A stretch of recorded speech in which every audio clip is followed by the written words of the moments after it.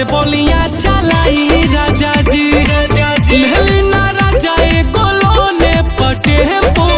रौजा से रेवतीपुर चलाई राजा जी चलाई राजा जी चलाई राजा जी।